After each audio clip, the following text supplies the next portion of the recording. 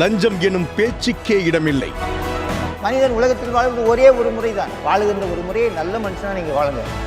குடிசைகளே இல்லாத கிராமம், உலகையே வியக்க வைத்த ஊராட்சி. வேர்ல்ட் பேங்க் சேர்மனே வந்து நான் நேஷனல் லெவலில் வந்து உங்கள் பஞ்சாயத்து தான் பெஸ்ட்னு சொல்லி லெட்டரே கொடுத்துருக்காரு. மாநில சர்க்கார் என சிறந்த பஞ்சாயத்து தலைவர் 1 லட்சம் ரூபா பரிசு முதலமைச்சரே கொடுத்தாங்க. 2004 அப்துல் கலாம் அவர்கள் பெஸ்ட் பஞ்சாயத்து NGP அவார்டு. கலைஞர் அவர் வந்து உத்தமர் காந்தி அப்படின்னு சொல்லி 2007 கொடுத்தாரு. வரலாற்று சாதனையாளர் ஓடந்துரை சண்முகத்தின் பிரத்யேக பேட்டி. மனசு இருக்கணும், பணம் வேண்டாம் காசு வேண்டாம் அப்படிங்கிற எண்ணம் இருக்கணும், இன்ட்ரெஸ்ட் அண்ட் இன்வால்மெண்ட் இருக்கணும்.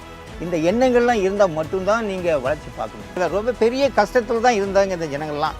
அப்போ தான் நான் வந்து இந்த எல்லா கிராமத்துக்கும் ஒவ்வொரு போர்வெல் போட்டு அந்தந்த வீட்டுக்கிட்டே தண்ணி பிடிக்கிற மாதிரி ஏற்பாடு பண்ணி கொடுத்தேன்.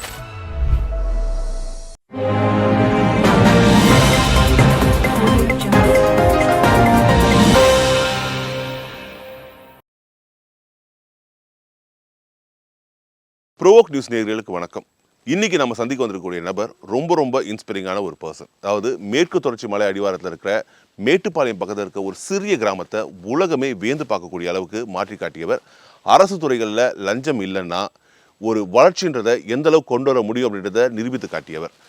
குறிப்பாக பல பாராட்டுகளை பெற்றவர். அதாவது அப்துல் கலாம் உட்பட பலரிடமிருந்து விருதுகளை பெற்றவர். அப்படிப்பட்ட ஒரு நபர் ஓடந்துரை சண்முகம் அவர்கள். வணக்கம் சார். வணக்கம். எப்படி இருக்கீங்க? நல்லா இருக்கும் சார். சார், உங்களை பற்றி பேசும்போதும் படிக்கும்போதும் உங்களை பார்க்கும்போதும் அவ்வளோ இன்ஸ்பைரிங்காக இருக்குது. எப்படி சார் இந்த இன்ஸ்பிரேஷன் வந்து ஆரம்பிச்சது? ஒரு ஊராட்சி மன்ற தலைவரால் இந்த அளவுக்கு சாதித்து காட்ட முடியுமா அப்படின்ற ஒரு கேள்வி இல்லை இல்லையா? அதை பற்றி சொல்லுங்கள். லஞ்சலாவணம் இல்லாத ஊழலற்ற நிர்வாகம் இருந்தால் நீங்கள் எங்கே வேணாலும் பேசலாம், எந்த வளர்ச்சி வேணாலும் கொண்டு வரலாம். மடியில் கனம் இல்லைன்னா வழியில் பயம் இல்லை அப்படிங்கிற உதாரணத்துக்கு ஏற்ப இந்த நடைமுறை சாத்தியக்கூறு தான். லஞ்சலாவண்யம் இல்லாத ஊழலற்ற நிர்வாகம் இருந்தால் வளர்ச்சி நிச்சயம் என்பதும் உண்மை. ஆனால் லஞ்சலாவண்யம் ஊழலற்ற நிர்வாகம் இருந்துச்சுன்னா அது எந்த காலத்திலுமே வளர்ச்சி அடைய முடியாது என்பதும் உண்மை. அப்போ அந்த நிலையில் இந்த ஓடந்துரை ஊராட்சியினுடைய தலைவராக 1996 நான் பதவியேற்ற காலத்தில் இந்த ஓடந்துரை ஊராட்சி வந்து ஒரு ஜீரோ டெவலப்மெண்ட், எந்த விதமான ஒரு வசதியுமே கிடையாது. 7-8 கிராமங்கள் இருக்குது. ஒரு கிராமத்துக்கு மட்டுமே குடிநீர் வசதி, மற்ற 7 கிராமங்களுக்கு குடிநீர் வசதி இல்லை. என்னுடைய முதல் தீர்மானமே இந்த ஓடந்துரை ஊராட்சியில் குடிநீர் தண்ணீர் பண்ணணும் அப்படிங்கிற ஒரு எண்ணம் தான் எனக்கு. ஃபஸ்ட்டு ரெசல்யூஷனே வந்து குடிநீர் தண்ணீர் பண்ணணும் அப்படின்னு நான் போட்டேன். ஒரு வருஷத்துலேயே அந்த 7 கிராமத்துக்கும் 7 போர்வெல் 7 மேல்நிலை தொட்டி கட்டி குடிநீர் தண்ணீர் பண்ணோம். இதெல்லாம் என்னென்னு கேட்டிங்கன்னா, இந்த நிர்வாகமெல்லாம் வந்து தேர்ந்தெடுக்கப்பட்ட பிரதிநிதிகள் வந்து ஒரு நல்ல பிரதிநிதிகளாக இருக்கணும். அது மட்டும் இல்லை, தேர்ந்தெடுக்கப்பட்ட பிரதிநிதிகள் எப்படி இருக்கணும் அப்படிங்கிற ஒரு இலக்கணம் இருக்குது.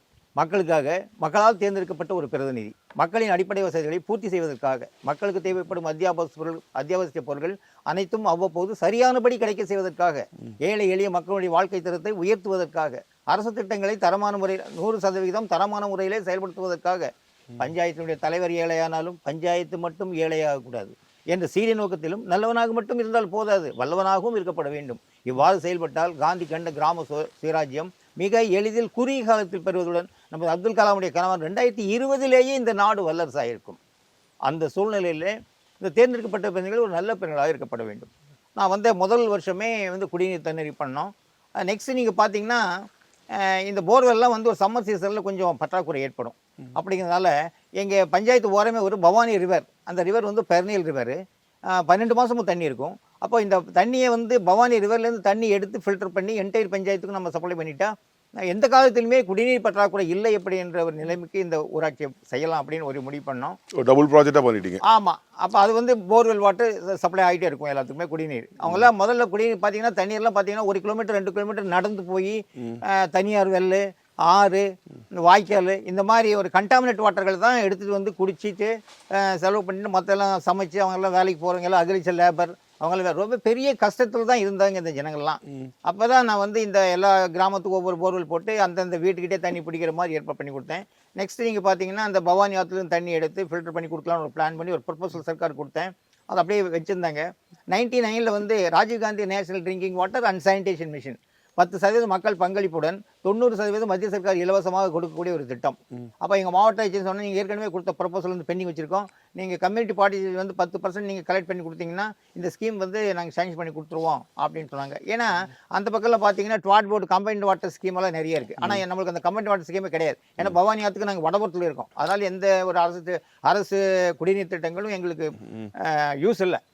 அப்போ கலெக்டர் வந்து சாங்ஷன் பண்ணிடு அப்படின்னார். நான் ஒரு அடுத்த நிமிஷமே நான் ஒரு ஸ்பெஷல் கிராம சபை போட்டேன். கிராம சபை போட்டு இந்த மாதிரி குடிநீர் திட்டம் வருது, மக்கள் பங்களிப்பு வேணும், பஞ்சாயத்துலேருந்து பணத்தை கொடுக்க முடியாது, மக்கள்லேருந்து பங்களிப்பு கொடுத்தீங்கன்னா அந்த பங்களிப்பு வந்து 10% கொடுத்தீங்கன்னா எனக்கு இந்த திட்டத்தினுடைய மதிப்பீடு 48 லட்சம், இதுக்கு வந்து 4.80 லட்சம் நம்ம சர்க்கார் கொடுக்கணும், நீங்கள் இந்த பணத்தை கொடுத்தீங்கன்னா நான் உடனே இந்த திட்டத்தை வாங்கி நம்ம பவானி ஆற்றில் தண்ணி எடுத்து ஃபில்டர் பண்ணி நம்ம குடிநீர் வந்து சுத்திகரிக்கப்பட்ட சுகாதாரமான குடிநீர் நம்ம குடிக்க முடியும் அப்படின்னு ஒரு கிராம சபையில் நம்ம பேசும்போதுங்க எல்லாமே ஒத்துக்கிட்டாங்க. நம்மளால் என்ன முடியுமோ நம்ம கொடுக்குறோம் அப்படின்னு சொன்னாங்க. ஒரே மாதத்தில் 4.80 லட்சம் நான் வசூல் பண்ணேன். வசூல் பண்ணி கலெக்டர் பேருக்கு டிடி எடுத்து கொடுத்தேன். அப்புறம் டிடி எடுத்து கொடுத்த பின்னாடி இந்த இந்த இந்த திட்டம் வந்துங்க நேஷனல் லெவலில் 2 ஒர்க் ஷாப் செமினார் போட்டாங்க. ஒன்று தென்னிந்தியாவிலையும் ஒன்று வட இந்தியாவிலையும். தென்னிந்தியாவில் பெங்களூரு, வட இந்தியாவில் உத்தராஞ்சல் அப்படின்னு போட்டாங்க. இந்த தென்னிந்தியாவில் வந்து பெங்களூரில் போட்டப்போ கலெக்டர் வந்து ப்ரப்போசலோட நீங்கள் அட்டன் பண்ணுங்க அப்படின்னாரு. நாங்கள் போய் அட்டன் பண்ணோம். அட்டன் பண்ண உடனே இந்த 15 மாநிலங்களில் ஒவ்வொரு மாநிலமும் மக்கள் பங்களிப்பு கொண்டு வந்தது வந்து எல்லாம் ஒரு 10,000, 20,000, 50,000, 1 லட்சம் தான் கொண்டு வந்தாங்க. ஆனால் தமிழ்நாட்டில் இருந்து நம்ம மட்டும்தான் 4.80 லட்சம் மக்கள் பங்களிப்பு கொண்டு போனது. அப்போவே அந்த கான்ஃபரன்ஸ்லேயே இந்த திட்டம் வந்து நேஷனல் லெவலில் இனாகுரேஷன் ஃபங்க்ஷன் அட் உடந்துறை 9/9/2000 அப்படின்ட்டாங்க. இந்த இந்திய அளவிலேயே இந்த திட்டம் முதல் துவக்க விழா உடந்துறையில் தான் பண்ணோம். அது 11 மாதத்துலேயே 13 கிலோமீட்டர் பைப் லைனு, ஓவர் டேங்க்கு, ஃபில்டர் பாயிண்ட்டு, பூஸ்டர் ஸ்டேஷனு எல்லாமே சரி பண்ணி 11 மாதத்தில் சுத்தகரிக்கப்பட்ட சுகாதாரமான bacteria free drinking water 24 hours service நாங்கள் இம்ப்ளிமெண்ட் பண்ணி சர்வீஸ் பண்ணோம். அதே மாதிரி இப்போ பார்த்தீங்கன்னா 2 பைப் லைன் இருக்கும். ஒரு பைப் லைனில் போர்வெல் வாட்டர் வரும், ஒரு பைப் லைனில் வந்து ஃபில்டர் வாட்டர் வரும். இப்போ இது பார்த்தீங்கன்னா இன்றைக்கி சுமாராக ஒரு 25 ஆண்டுகள் ஆகுது இந்த திட்டம் துவக்கி. இன்றைக்கும் பழுது இல்லாமல் குடிநீர் வந்து பற்றாக்குறை இல்லாமல் வழங்கி வருகிறது அப்படின்னு சொல்கிறேன். அது உண்மைதான். ஆனால் அந்த குடிநீர் தண்ணீரே முடிஞ்சுதுங்க. ரெண்டாவது நீங்கள் பார்த்தீங்கன்னா ரோடு, அந்த ட்ரைனேஜ் எல்லாம் வேணும். இந்த ரோடெல்லாம் நான் ஜாயின் பண்ணும்போது கிட்டத்தட்ட 15 கிலோமீட்டர் ரோடு இருக்குது இந்த பஞ்சாயத்தில். இந்த 15 கிலோமீட்டர் ரோடு எல்லாம் மெட்டல் ரோடு, மண் ரோடு தான். தார் ரோடு காங்கிரீட் ரோடுங்கிற பேச்சே இல்லை. நான் வந்த உடனே 5 வருஷத்துலேயே இந்த 13 கிலோமீட்டரும் பூரா தார் சாலை மற்றும் கான்கிரீட் சாலைகளாக மாற்றி மண் சாலை இல்லை என்ற நிலையை இந்த பஞ்சாயத்தில் உருவாக்கணும். எத்தனை வருஷம் ஆச்சு இதுக்கு? 5 வருஷம் ஆச்சு. 5 வருஷம் ஆயிடுச்சு. ஆமாம். அப்புறம் நீங்கள் அடுத்து பார்த்தீங்கன்னா ட்ரைனேஜ், அதே அந்த சாலை அமைக்கும் போதே அப்படி கம்பைண்டாக வந்து ட்ரைனேஜும் அந்த சிஸ்டம் போட்டு எங்கேயுமே தண்ணி தேங்காமல், குடிநீர் இந்த வடிகால் தண்ணி வந்து எங்கேயுமே தேங்காமல் அந்த ட்ரைனேஜ் பண்ணி கொண்டு போய் வெளியில் தள்ளிடுவோம். அந்த சிஸ்டத்தையும் அதில் சேர்ந்து பண்ணியிருக்கோம். அடுத்து பார்த்தீங்கன்னா innovative scheme, rural housing scheme அப்படிங்கிற ஸ்கீமில் மத்திய சர்க்காருடைய பணம் அது. அந்த திட்டத்தில் 135 வீடு கட்டி கொடுத்தா இந்த வீடு இல்லாத ஏழை மக்களுக்கும், ரோட்டில் குடியிருந்தவங்களுக்கும், இந்த மாதிரியெல்லாம் நிறைய பிபிஎல் ஃபேமிலி, பிலோ ஃபேட்லைன்ஸ் ஃபேமிலி நிறைய இருப்பாங்க. அவங்களுக்கெல்லாம் வந்து இந்த மாதிரி பண்ணி கொடுத்தோம். அடுத்தது பூதான்லேண்டுக்கு சொந்தமான இடத்துல வந்து கிட்டத்தட்ட 235 வீடு கட்டி கொடுத்துருக்கேன்.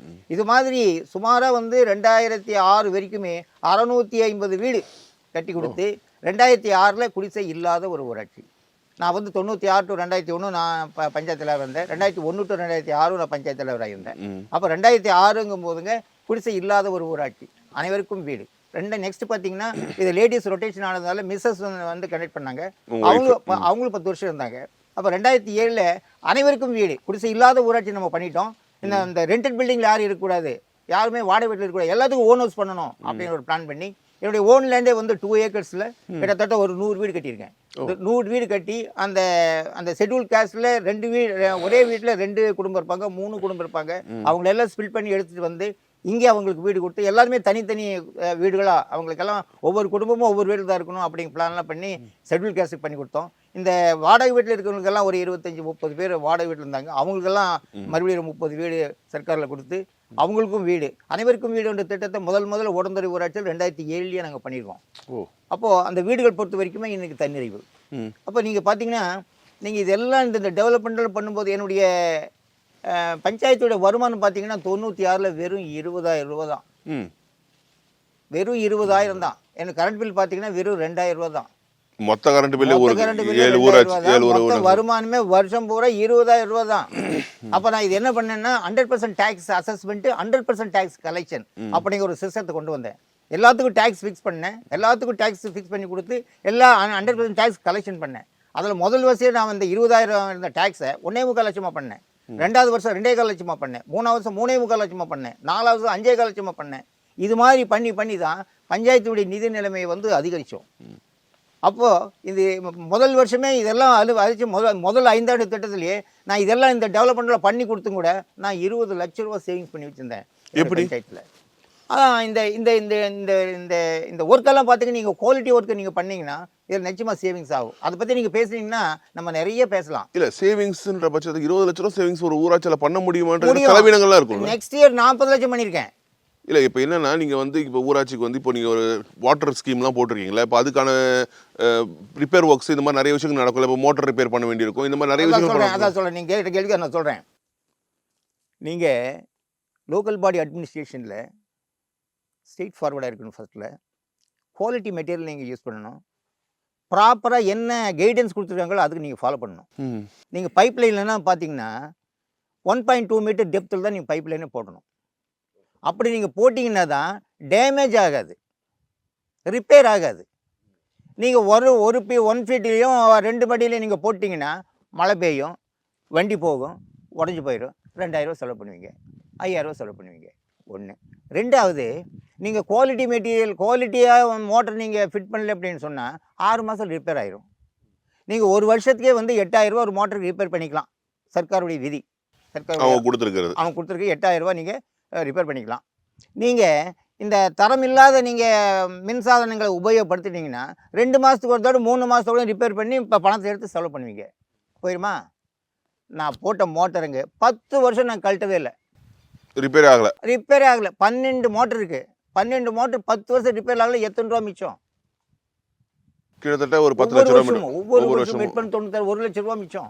இந்த பைப் லைன் நான் பஸ்டே போட்டது கிடையாது. பைப் லைன் பஸ்டே கிடையாது. ஏன்னா 1.2 மீட்டர் டெப்த்து. எந்த காலத்துக்குமே அது டேமேஜ் ஆகாது. இந்த சர்க்கார் பணத்தை வந்து வீண் பண்ணுறது நிறைய வழிகளாக இருக்குதுங்க, எக்கச்சக்கமான வழி. தமிழ்நாட்டில் நான் நிறைய பார்த்துருக்கேன். ஏன்னா கிட்டத்தட்ட 2007 வந்து ஒரு 8000 தலைவருக்கு நான் ட்ரெயின் கொடுத்துருக்கேன். 2008 8000 தலைவருக்கு, தமிழ்நாடு இருக்கிற தலைவர்கள் 8000 தலைவர் ட்ரெயின் கொடுத்துருக்கேன். அவங்ககிட்ட இருந்த அந்த என்னென்ன கேட்குறாங்களோ அந்த கேள்வியெல்லாம் நீங்கள் பார்த்தீங்கன்னா அவ்வளவு சிக்கலாக இருக்கும், அவ்வளோ ஒரு கஷ்டமாக இருக்கும். ஏன்னா பைப்லைன் ஃபஸ்ட்டுக்கே எங்களுக்கு மாதம் இவ்வளோ வேணும் சார், கரண்ட் பில்லுக்கு இவ்வளோ மாதம் இவ்வளோ வேணும். இந்த இதில் நிறைய வீணாகி போயிருங்க. நாங்கள் சர்க்கார் பணத்தை ஒரு நயா பைசா கூட நாங்கள் வீண் பண்ணலை. அந்த வீண் பண்ணாமல் இருந்தாலும் ஃபஸ்ட் இயரே வந்து நான் 20 lakhs நான் சேவிங்ஸ் பண்ணேன். இந்த 20 lakhs சேவிங்ஸ் பண்ணி சர்க்காருக்கே கொடுத்து 135 வீடு வாங்கினேன். என்னுடைய பஞ்சாயத்துடைய கான்ட்ரிபியூஷன் வந்து 20 lakhs. மீதி பணம் சர்க்கார் கொடுத்தாங்க. 135 வீடு கட்டிட்டேன். அப்போ நான் சேவிங்ஸ் பண்ணாமல் இருந்தேன்னா அந்த வீடு கட்டிக்க முடியுமா? அப்போது நிறைய இந்த அட்மினிஸ்ட்ரேஷன், லோக்கல் அட்மினிஸ்ட்ரேஷனில் நீங்கள் பார்த்தீங்கன்னா நிறைய டெக்னிக்கல்லாம் இருக்குது. மனசு இருக்கணும், பணம் வேண்டாம் காசு வேண்டாம் அப்படிங்கிற எண்ணம் இருக்கணும், லஞ்ச லாவணியம் இல்லாத ஊழலற்ற நிர்வாகமாக இருக்கணும், இன்ட்ரெஸ்ட் அண்ட் இன்வால்மெண்ட் இருக்கணும். இந்த எண்ணங்கள்லாம் இருந்தால் மட்டும்தான் நீங்கள் வளர்ச்சி பார்க்க முடியும், சேவிங்ஸை பார்க்க முடியும், தரமான பணியை பார்க்க முடியும். நான் போட்ட காங்கிரீட்டோட 30 வருஷம் ஆச்சு, இன்னும் அப்படியே இருக்கு. இன்னும் எதுவும் ஆகல. நான் கட்டி கொடுத்த வீடு இன்னும் அப்படியே இருக்கு. 75 வருஷம் ஆகுது. ஸ்டாண்டர்டா அந்த ஸ்டாண்டர்டுக்கு தகுந்த மாதிரி கட்டிருக்கீங்க. ஒரே கிராக் கிடையாது. 101 பசுமை வீடுகள் தமிழ்நாட்டிலே ஒரே இடத்துல கட்டவும் நாங்கள் தான். வேறு யார் எந்த பஞ்சாயத்திலும் கட்ட கிடையாது. 12625 பஞ்சாயத்து இருக்குது. நான் தான் 101 வீடு பசுமை வீடுகள். பசுமை வீடுங்கிறது ஒரு பெரிய வீடு. அது ஒரே இடத்துல நாங்கள் கட்டியிருக்கோம். இது இபி இதில் மின்சாரம் எப்படி இதெல்லாம் இது பண்ணீங்க? இபி வந்துங்க நான் ஜாயின் பண்ணும்போது 2000 ரூபா. நான் ஜாயின் பண்ணும்போது ஸ்ட்ரீட் லைட் வந்து ஒரு 75 லைட் தான் இருந்தது. ஆனால் நான் வந்து ஒரே வருஷத்தில் கிட்டத்தட்ட 375 லைட் 400 லைட் போட வேண்டியதாக போச்சு. எல்லா ஊர்லேயும் லைட் இல்லை, எல்லாத்துக்கும் லைட் போட்டு கொடுத்தேன். அதுலேயே கரண்ட் பில்லெல்லாம் எக்கச்சமாக போயிடுச்சுங்க. இது என்ன பண்ணேன்னா 2 கிராமத்து வந்து 2001 சோலார் பண்ணி கொடுத்தேன். ஸ்ட்ரீட் லைட் ஃபுல்லாக சோலார் பண்ணி கொடுத்தேன். அதுலேருந்து ஒரு 5% 10% தான் நம்மளுக்கு சேவிங்ஸு. நெக்ஸ்ட் நீங்கள் பார்த்தீங்கன்னா பயோமாஸ் கேசிஃபையர். இந்த பிளான்ட்டுக்கான மின்சாரத்தை அந்த பிளான்ட்லேயே தயார் பண்ணி கொடுத்துடணும். அது 50,000 ரூபா வருதுங்க, வேறு 2 மாதத்துக்கு ஒரு தடவை. அப்போ என்ன பண்ணோன்னா அந்த பயோமாஸ் கேசிஃபையர்னு சொல்லி மரக்கட்டையில் மின்சாரம் தயார் பண்ணுற ஒரு யூனிட்டு குஜராத் பரோடாவில் இருந்தது. அங்கே நம்ம கலெக்டர் வந்து நீங்கள் அங்கே போய் பார்த்து டெமான்ஸ்ட்ரேஷன் பார்த்துட்டு வாங்க, நீங்கள் வாங்கிட்டு வந்து ஃபிட் பண்ணலாம் அப்படின்னு சொன்னாங்க. நான் குஜராத் போயிருந்தேன். போய் பார்க்கும்போது டெமான்ஸ்ட்ரேஷன் விட்டு பார்க்கும்போது ஒரு ஈஸி டெக்னாலஜியில் இருந்தது. அதை வாங்கிட்டு வந்து ஃபிட் பண்ணி நம்ம ரன் பண்ணி அந்த பவரை கொடுத்தோம். அதில் ஒரு 50% நம்மளுக்கு சேவிங்ஸ். 50,000 ரூபாயில் 25,000 ரூபா தான் நம்மளுக்கு வந்தது பவர் பில். அப்புறம் அதுக்கடுத்து பார்த்தீங்கன்னா இது பாப்புலேஷன் வந்து நான் ஜாயின் பண்ணும்போது 1750 பேர் தான் இங்கே. ஆனால் இன்னைக்கு 10,000 பேர் இருக்காங்க. இப்போ எல்லாமே கிராமத்துலேருந்து மைக்ரேட் டவுனுக்குன்னு சொல்லுவாங்க. டவுன்லேருந்து கிராமத்துக்கு மைக்ரேட் இந்த சூழ்நிலை ஆகிப்போச்சு. அப்போது பாப்புலேஷன் ரைஸ் ஆக அவங்களுக்கு தேவையான வசதி வாய்ப்புகளும் நம்ம பண்ணி கொடுத்து ஆகணும். ஏன்னா எல்லாம் பிபிஎல் ஃபேமிலி, நம்ம பண்ணி கொடுத்து ஆகணும். அப்படி பண்ணி கொடுக்க என்ன எக்ஸ்பெண்டிச்சர் அதிகமாகும், பவர் பில் அதிகமாகும். அப்போ இந்த பவர் பில் அதிகமாகும் போது அப்போ இதெல்லாம் வந்து ஒரு சோலாரில் ஒரு 1 கிலோவாட் 2 கிலோவாட்டு, இந்த பயோமாஸ் கேசிவரில் ஒரு 9 கிலோவாட்டு. அப்போ இந்த கெப்பாசிட்டியில் நம்மளுக்கு பொத்தாது. அவனுக்கு பெரிய லெவலில் மின்சாரம் உற்பத்தி பண்ணணும் அப்படின்னு ஒரு பிளான் பண்ணேன். அதுதான் விண்டு மில்லு. விண்மில் போட்டது. ஆமாம், அதான் விண்ட் 350 கிலோவாட்டு. பல கோடி வருமே அதுக்கு. ஆமாம், ஒரு 350 கிலோவாட்டு. இந்த 350 கிலோவாட் வந்துங்க அன்னைக்கு அதனுடைய காஸ்ட் வந்து 1.55 crore. ஓ, 1,55,00,000. என்னுடைய சேவிங்ஸ் மணி 2001 2005 வரைக்குமே என்னுடைய சேவிங்ஸ் மணி 40 lakhs. பஞ்சாயத்தை சேவ் பண்ணது. ஆமாம், அந்த 40 lakhs வந்து பேங்க் கொடுத்து 1,15,00,000 கடனை வாங்கி 1,55,00,000 விண்மில் போட்டிருக்கேன். இந்த விண்மில் வந்துங்க 6.25 யூனிட் ஒரு வருஷத்துக்கு தயார் பண்ணுது. எனக்கு அப்போதைக்கு நான் இருக்கும்போது 2004 இந்த பஞ்சாயத்தினுடைய இபி கன்சம்ஷன் வந்து 4 லட்சம் தான், 4,05,000 யூனிட் தான், 4 லட்சம் யூனிட் தான் கன்சம்ஷன். மீதி 2 லட்சத்துக்கு இபி கொடுக்கலாம் அப்படிங்கிற ஒரு பிளான். இந்த விண்மில் போடலான்னு பிளான் பண்ணோம். அது வந்து 1.15 crore, 1,55,00,000. என்னுடைய பஞ்சாயத்துடைய சேவிங்ஸ் மணி 40 லட்சம் இருந்தது. பேங்க் லோன் வந்துங்க 1,15,00,000 பேங்க்கில் கடன் வாங்கி 350 கிலோவாட் திறன் கொண்டு மின் காற்றாலை அமைச்சோம். அது வந்து 6.25 லட்சம் யூனிட் தயார் பண்ணுது. 4 லட்சம் யூனிட் தான் என்னுடைய கன்சம்ஷன். எப்போ 2004 2005.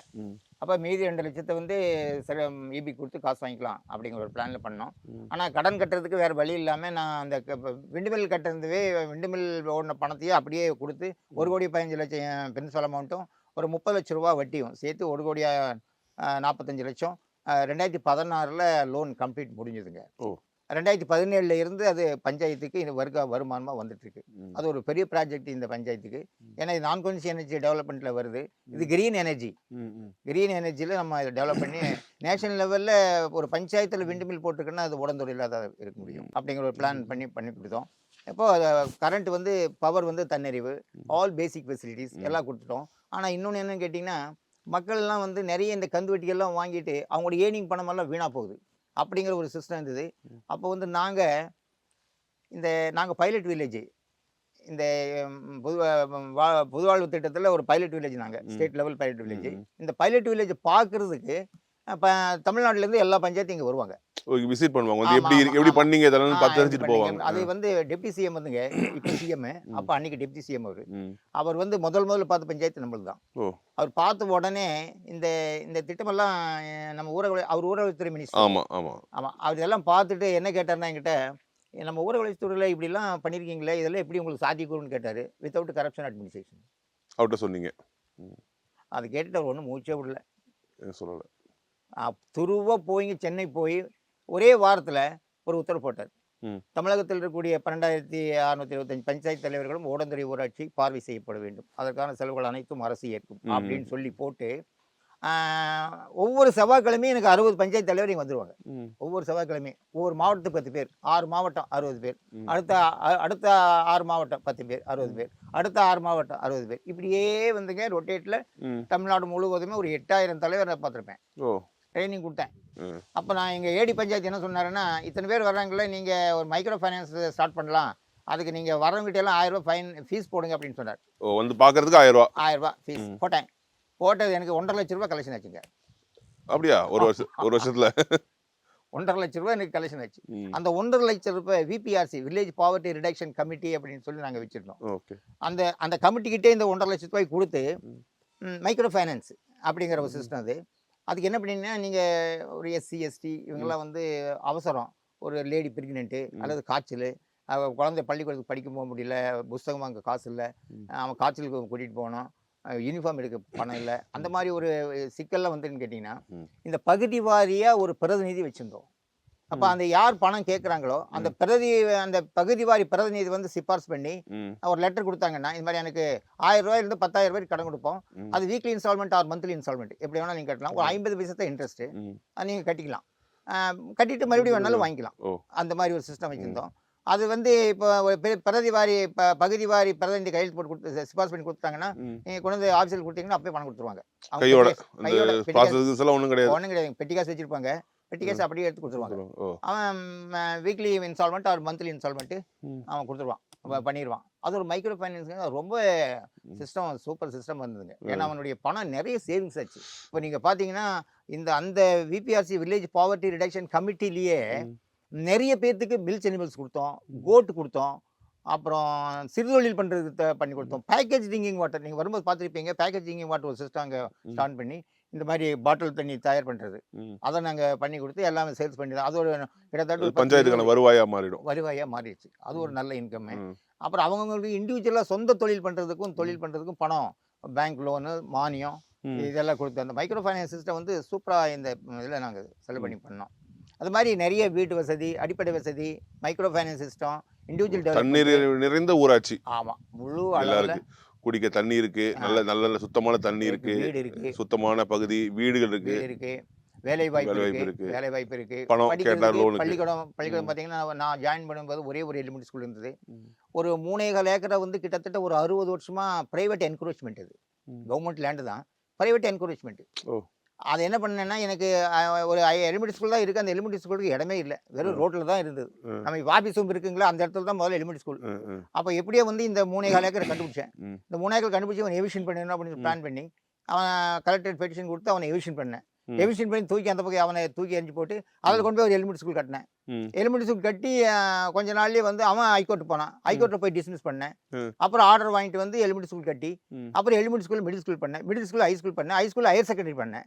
இப்போ ஹையர் செகண்டரி இருக்கு. ஹையர் செகண்டரி இருக்குது. நபார்டில் 3 கோடி பணம் சேங்ஷன் பண்ணி கட்டடம் வாங்கிங்க. ஒரு பெரிய கட்டடம், ஸ்கூல் பில்டிங் கிளாஸ் ரூம் எல்லாம் எக்ஸஸாக இருக்கிற அளவுக்கு அது டெவலப்மெண்ட் ஆயிடுச்சு.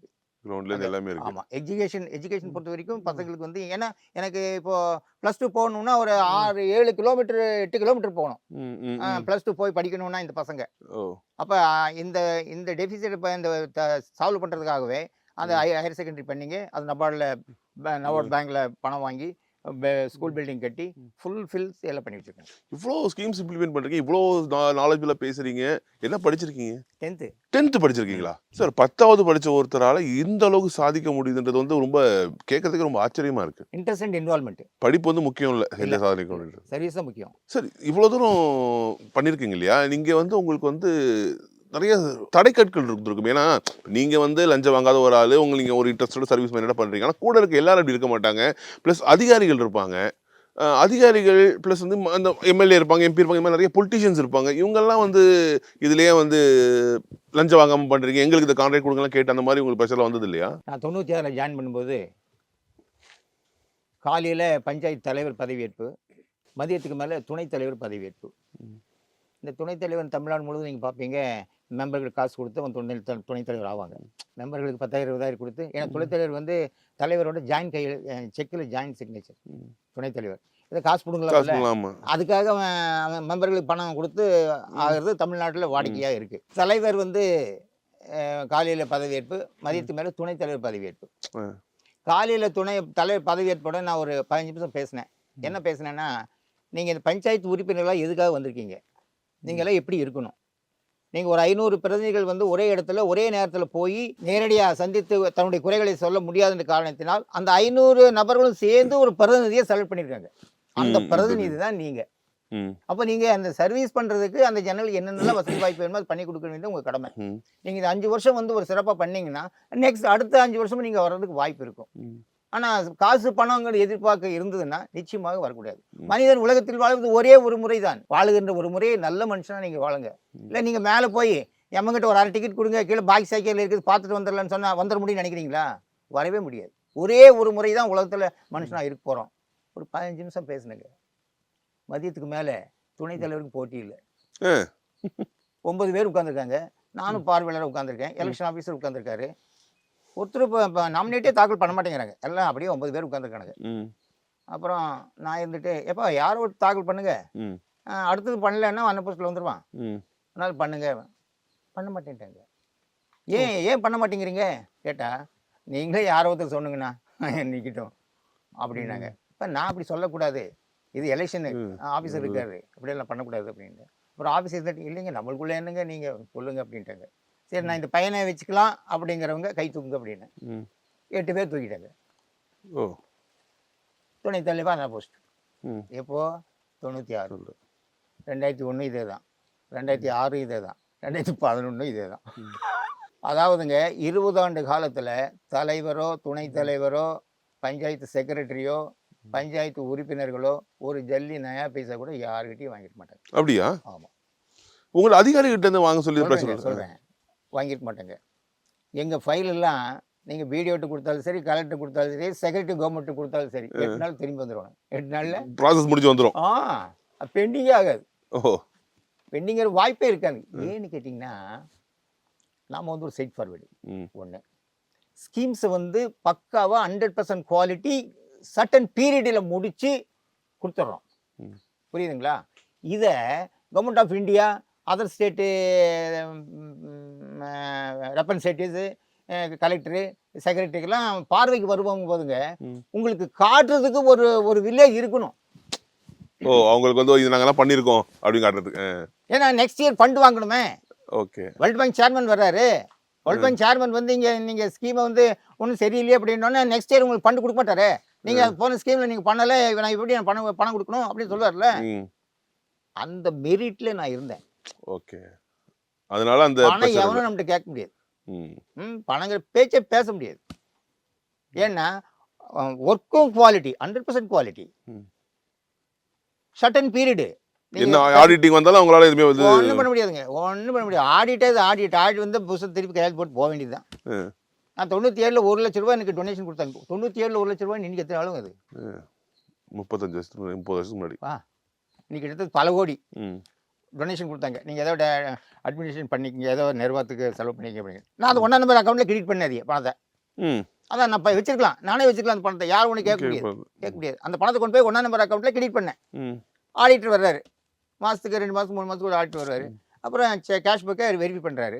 வெரிஃபை பண்ணல, என்னங்க தலைவர் 1 லட்சம் கான்ட்ரிபியூஷன் உபயன்னு போட்டு வச்சுருக்கீங்க சார், இந்த இவங்க கொடுத்தாங்க, செலவு பண்ணிக்கன்னு கொடுத்தாங்க, அது 1ஆம் நம்பரில் வச்சுருக்கேன் அப்படின்னு. இப்படியும் இருக்குங்களா தமிழ்நாட்டில் அப்படின்னாரு. சார் நம்ம கடமை நம்ம பண்ணலாம், யாரோ இப்படி இருந்துட்டு போகிறாங்க சார், அதை பற்றி ஆட்சி பண்ணிட்டேன். அவர் என்ன பண்ணாருங்க, எல்லா பக்கத்தும் திருப்பி கடைசி பார்த்து வெரிஃபைடுன்னு போட்டு கையில் போயிட்டார். இப்போது நீங்கள் எல்லாமே பண்ணலாங்க, பண்ண முடியாதுங்கிறதே கிடையாது. நானும் பண்ணலாம், நீங்களும் பண்ணலாம், தம்பியும் பண்ணலாம், யார் வேணாலும் பண்ணலாம். மனசு இருக்கணுமே. எங்கே கொள்ளையடிக்கலாம், எங்கே ஏமாற்றலாம், எங்கே பர்சன்டேஜ் வாங்கலாம், எங்கே கமிஷன் வாங்கலாம். ஏன் நீங்கள் அடுத்த கட்டத்துக்கு போகணும்னு நினைக்கிறேன்? ஒரு பேரூராட்சி, ஒரு எம்எல்ஏ, எம்பி அந்த மாதிரி இல்லைங்க அது. ஏன்னா இந்த பஞ்சாயத்து தலைவர் எங்குதுங்க, the president of India, next the president of village panchayat. President என்று சொல்லக்கூடிய ஒரு வார்த்தை பிரசிடென்ட்டுக்கு அடுத்தது கிராம பஞ்சாயத்து தலைவருக்கு தான். அந்த பக்கம் பார்த்தீங்கன்னா சேர்மன் சொல்லுவாங்க, மேயர்னு சொல்லுவாங்க, இதுதான் நடக்கும். பிரசிடென்ட்டுங்கிற வார்த்தை ஜனாதிபதிக்கு அடுத்தது கிராம பஞ்சாயத்து தலைவருக்கு தான். தேர்ந்தெடுக்கப்பட்ட பிரதிநிதிகளிலேயே காசோலை அதிகாரம் பெறப்பட்ட ஒரே பிரதிநிதி கிராம பஞ்சாயத்து தலைவர். நீங்கள் முனிசிபாலிட்டி இருந்தாலும் கமிஷனர் கையெழுத்து போடுவார், மேயர் இருந்தாலும் கமிஷனர் கையெழுத்து போடுவார், எல்லாமே கமிஷனர் தான் கையெழுத்து போடுவாங்க. இந்த தேர்ந்தெடுக்கப்பட்ட பிரதிநிதிக்கு அந்த அதிகாரமே கிடையாது. ஆனால் பஞ்சாயத்து தலைவர் மட்டும்தான் செக் அதிகாரம். செக்ல சைன் போட்டு இது பண்ணுவாங்க. ஆமாம், அது ஒரு நல்ல போஸ்ட்டுங்க இது. ஆனால் பயன்படுத்துகின்ற விதத்தை பொறுத்து அந்த போஸ்ட் நல்லதா கெட்டதான்னு சொல்ல முடியும். இந்த காலகட்டத்தில் நீங்கள் வந்து 20 வருஷம் நீங்கள் உங்கள் மனைவி இருந்திருக்கீங்க. அந்த தேர்தல் தோல்வி இல்லையா, அந்த 2016க்கு அப்புறம் வருது, அது வந்து எப்படி நிகழ்ந்தது? ஏன் அதனால உங்களை தானே வச்சிருந்துருக்கணும். காமராஜரே தோத்தாரு. நேர்மையாக இருந்தனாலயா? 20 வருஷமா நான் வந்து ஒரு நயா பைசா கூட ஓட்டுக்கோ ஈட்டுக்கோ பணம் கொடுக்காம தான் 5 எலெக்ஷன் பார்த்தேன். ஒரு பைசா கூட கொடுக்க மாட்டோம்.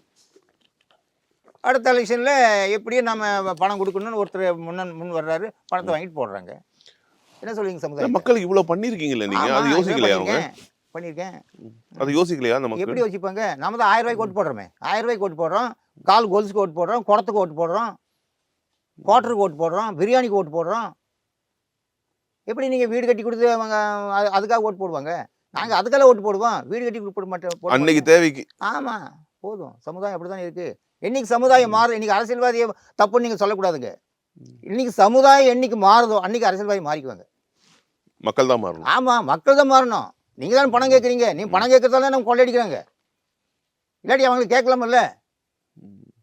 ஒரு படித்தவன் கேட்குறானே பணம், படித்தவன் எனக்கு அங்கே பணம் கொடுத்துருக்கீங்க, நம்ம வீட்டில் 4 ஓட்டு இருக்குது, எனக்கு பணம் வரலைங்கிறானே. இந்த சமுதாயத்தை என்ன பண்ணுறது? அந்த தோல்விக்கு அப்புறம் ஐயோ பணம் கொடுத்து ஜெயிச்சிட்டாங்களேன்னு நினைக்கும் போது ஒரு ஆதங்கம் இருக்குல்ல, ஒரு வலி ஏற்படும். ஒன்றுமே இல்லைங்க எனக்கு. நாம 30 வருஷம் சர்வீஸ் பண்ணிட்டோமே, அப்புறம் என்ன இது ஆதங்கம் இருக்கு? 30 வருஷம் நம்ம சர்வீஸ் பண்ணியிருக்கோம், போதும். வித்தவுட் எனி கரப்ஷன், வடியில் கனம் இல்லை, வடியில் பயம் இல்லை, எங்கே வேணாலும் பேசலாம், அந்த மன நிறைவே இருந்திருக்கும். ஆமாம், போதும். 30 வருஷம் பண்ணிக்கிறோம்ல. ஒரு பீரியட் 2 பீரியட் பரவாயில்ல. இப்போ அந்த அலுவலகத்துக்கு போவீங்களா? ஊராட்சி மன்ற அலுவலகத்துக்கு போய் 8 வருஷம் ஆச்சுங்க. அந்த தோல்விக்கு அப்புறம் அந்த போகல, அந்த ஊருக்குள்ளேயும் போகல, இங்கே போகல. அந்த பிபிசி வந்து கூப்பிட்டாங்க, அந்த பிபிசி கூப்பிட்டதுனால அவங்க போயிருந்த அந்த ஊருக்கு ஒரே நாள் தான். 8 வருஷத்துல ஒரே நாள். அந்த மக்கள் வந்து கூப்பிடுவாங்களா? மக்கள் வந்து கூப்பிடுவாங்க. அது நிறைய வருவாங்க. என்ன சொல்லுவாங்க?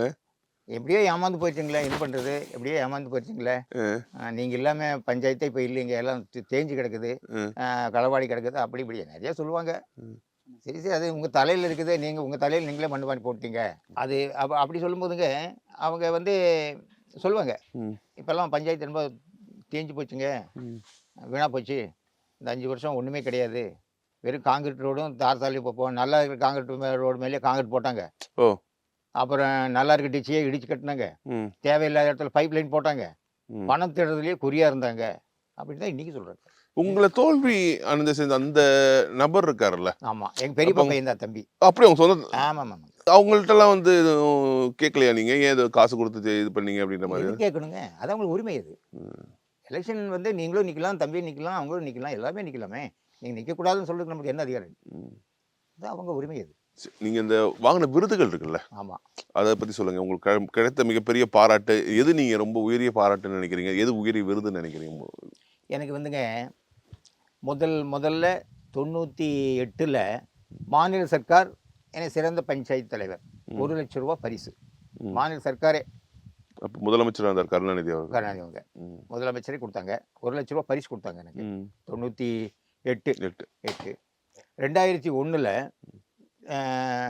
பிரசிடென்ட் அசோசியேஷன் சென்னையில் எனக்கு வந்து கிராம சேவா ரத்னா அப்படிங்கிற பதவி கொடுத்தாங்க. 2001.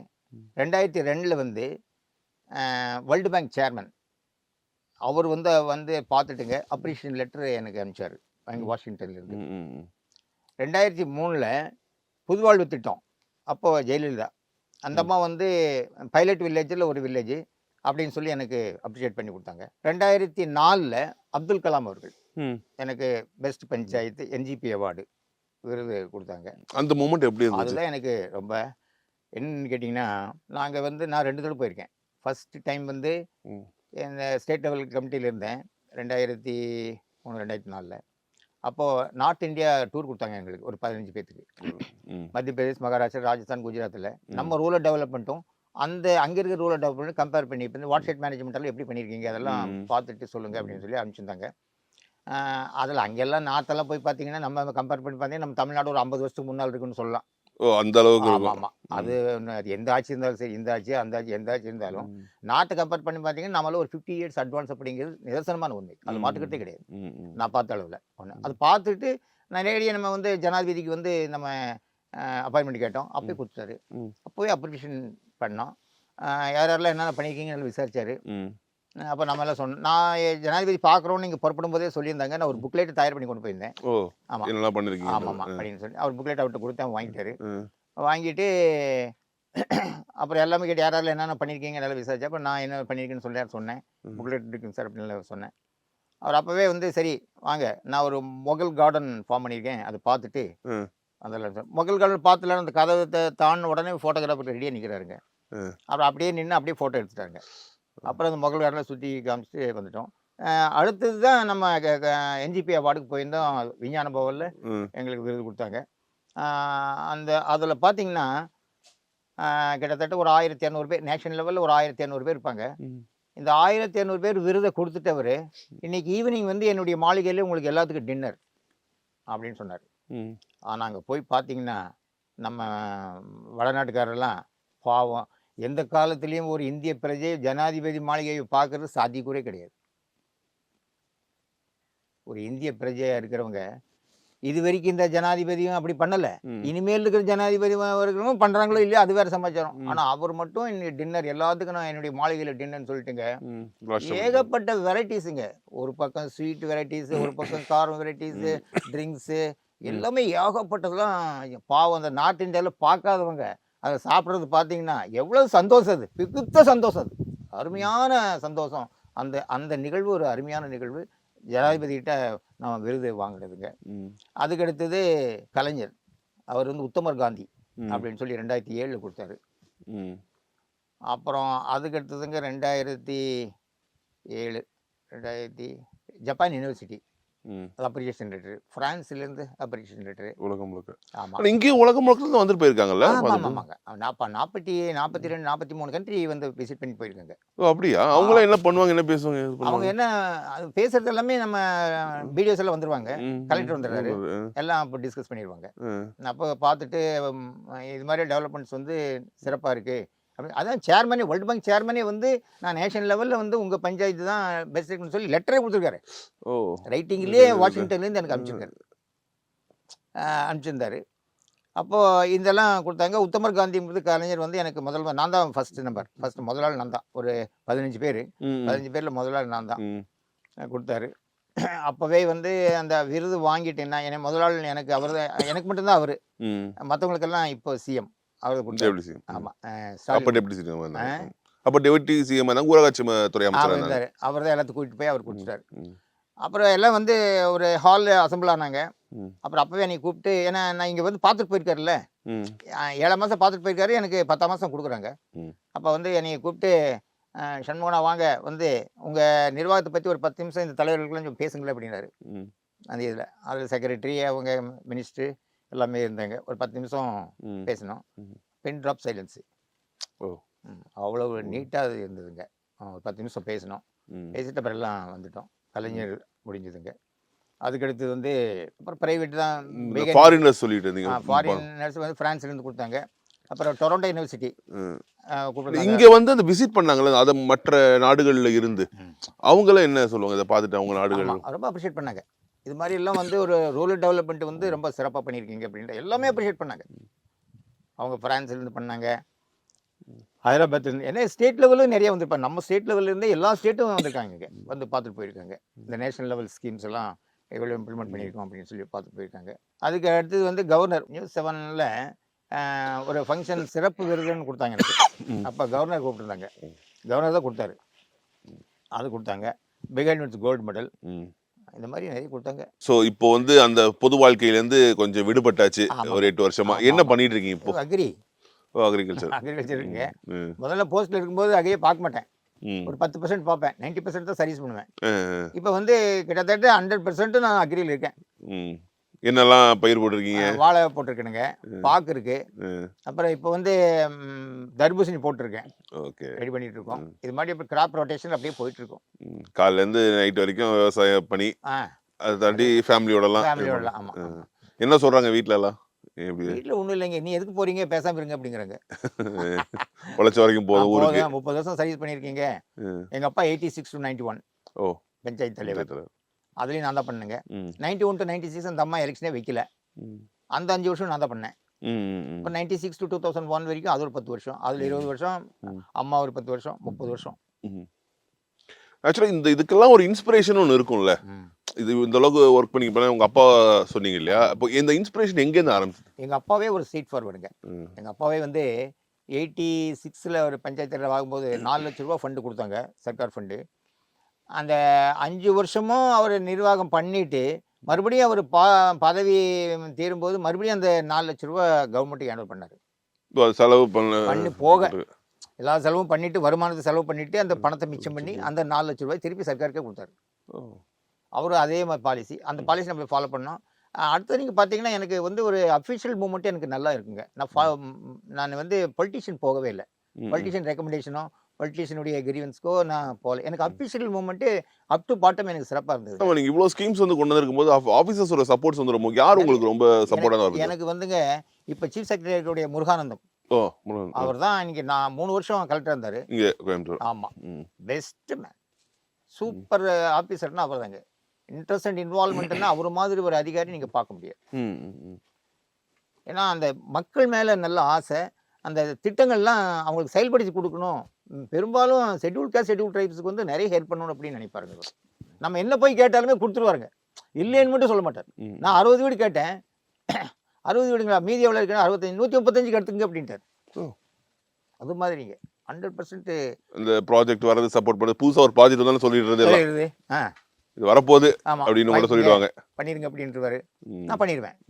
ஷார்ட் அண்ட் பீரியடில் டெவலப்மெண்ட் பண்ணிடுங்க, 100% குவாலிட்டி இருக்கும். ஸோ இப்போ வந்து வாழ்க்கையை வந்து விவசாயத்தோட ரொம்ப அப்படியே நிம்மதியாக நிக்குது. கழிச்சிட்டு இருக்கீங்க. போயிட்டு இருக்கு. என்னைக்காவது தோணுமா மறுபடியும் ஜெயிச்சு நல்லா இருந்திருக்கும் இல்லை அப்படின்னு? ஜெயிச்சிருந்தான்னா நான் ஒரு 5 வருஷம் ஒரு 2 பிளான் வச்சுருந்தேன். ம். இந்த 5 வருஷம் நான் ஜெயிச்சிருந்தேன்னா ம். எல்லா வீட்டுக்குமே ஃப்ரீ சர்வீஸ் பண்ணியிருப்பேன். இபி சர்வீஸ் வந்து இபி வந்து ஃப்ரீ பண்ணியிருப்பேன். டொமஸ்டிக் ஃபுல்லாக ஃப்ரீ. இப்போ வந்து நம்ம பஞ்சாயத்துக்கு மட்டும்தானே ஃப்ரீயாக இருக்குது. ஆமா ஆமா. டொமஸ்டிக்கும் ஃப்ரீ பண்ணியிருப்பேன். அது ஒரு ஸ்கீம், அருமையான ஸ்கீம் இருந்தது. ம். டொமஸ்டிக்கும் ஃப்ரீ பண்ணியிருப்பேன். 1. 2வது இன்னும் வந்து சிலர் எல்லாம் வீடு இல்லாமலாம் இருக்காங்க. இப்போ மறுபடியும் அந்த கல்யாணம் குடியேறினவங்க. ஆயிருப்பாங்க, கல்யாணம் ஆயிருப்பாங்க ஒரு வீட்டில். பையன் அவங்க அப்பா கொடுத்துருப்போம். பையன் கல்யாணம் ஆயிருப்பான், 2 ஃபேமிலி ஆயிருக்கும். இப்போ அவனையும் ஸ்பிளிட் பண்ணி எடுத்து இன்னொரு ஏதோ 1 ஏக்கர் 2 ஏக்கர்ஸ் எங்கள் கவர்மெண்ட்டாண்ட பிடிச்சி மறுபடியும் அவன் வீடு கட்டி அவனுக்கு ஃபுல்ஃபில் பண்ணியிருப்பேன். இந்த 2 ஸ்கீமும் பண்ணியிருப்பேன். ஆனால் அது கொடுக்கல, விட்டேன். ஸோ இருந்தாலும் அது மட்டும் பண்ண முடியலன்ற வருத்தம் இருக்கு. இருக்கு நிச்சயமா இருக்கு. இந்த 30 ஆண்டு கால பொது வாழ்க்கையில ஆமாம் இருக்கக்கூடிய வருத்தம்னா இதுதான். இருக்கு. ஆமாம், இதை தாண்டி வருத்தங்கள் அது இருக்கா? வேற ஒன்றுமே இல்லைங்க. இந்த 2 தான். ஏன்னா ஆல் ஃபுல்ஃபில் பேசிக் ஃபெசிலிட்டிஸ் வந்து ஆல் பேசிக் ஃபெசிலிட்டி கொடுத்துருக்கோம். அதனால் அதை பற்றி நம்ம கவலைப்பட. ஏன்னா ட்ரிங்கிங் வாட்டர் வந்து நீங்கள் ஒரு மெட்ரோ கொடுக்க முடியாததெல்லாம் நம்ம கொடுத்துட்ருக்கோம். மெட்ரோவே நீங்கள் வந்து 24 ஹவர்ஸ் கொடுக்க முடியாது. இப்போ நம்ம கொடுக்குறோமே, அதுவும் பாக்டீரியா ஃப்ரீ ட்ரிங்கிங் வாட்டர். எந்த ஊரில் இது? அப்போ அதோட மன நிறைவு தானுங்க அதெல்லாம். அது நேஷனல் லெவலில் ஃபர்ஸ்ட் கம்யூனிட்டி பார்ட்டிசிபேஷன் ஸ்கீமு அப்படிங்கிறது ஒரு பெரிய சமாச்சாரம். ரொம்ப சந்தோஷம் சார். உங்களோட இவ்வளோ நேரம் பேசுனது வந்து எங்கள் வாழ்க்கையில் எங்களுக்கான ஒரு டேக்அவேவாக இருக்குது. எப்படி இருக்கணும் ஒரு மனிதர், பொது வாழ்வில் இருக்கக்கூடியவர்கள் எப்படி இருக்கணும் அப்படின்றதுக்கு ஒரு மிகப்பெரிய சிறந்த ஒரு எடுத்துக்காட்டாக இருக்கீங்க. ரொம்ப சந்தோஷம் சார். உங்களுடைய இந்த மீண்டும் நீங்கள் வந்து எங்கள் பொது வாழ்க்கைக்கு வர வேண்டிய ஒரு விருப்பத்தையும் தெரிவிச்சுக்கிட்டு உங்களுடைய தகவல்களுக்கும் உங்களுடைய நேரத்தை பங்களித்ததுக்கும் மிக்க நன்றி சார்.